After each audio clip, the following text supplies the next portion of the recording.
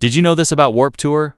So here's a comment I bumped into on a buddy's video that was talking about Sublime being on Warp Tour, and through arguments on the internet, there was this comment about the corporatization of Warp Tour and whether Warp Tour was designed as a corporate concert festival. And what that means. And look, at the heart of Warp Tour, there has always been DIY and punk rock ethos. That's part of the brand, that's part of who they are. But all of us in the punk rock, in the metal scene, in the emo scene, we need to come to terms and stop some of our gatekeeping and admit that our scenes become fashion.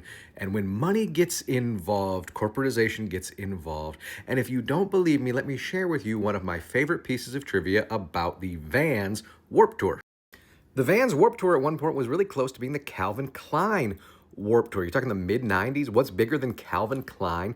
And yeah, we can say now that Calvin Klein and punk rock in the mid 90s and then the late 90s, early 2000s wouldn't have worked. Like Vans was the perfect sponsor. But at a time when Kevin Lyman was trying to get the Warp Tour off the ground, was trying to figure out what this festival was going to be, these strings of stages, this vision that he had, he was out of money, he was looking for a sponsor, and Calvin Klein was a potential money backer.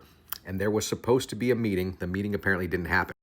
But in all my time in the scene, I've never heard Kevin Lyman or anyone else say that the meeting didn't happen because Kevin Lyman was too punk rock or the Warp Tour was too pure for Calvin Klein.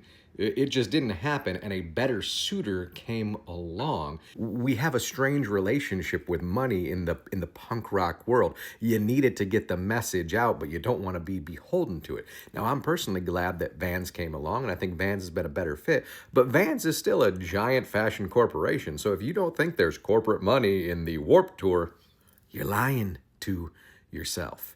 All these bands that play the Warp Tour belong to major record labels, and there's major record label influences.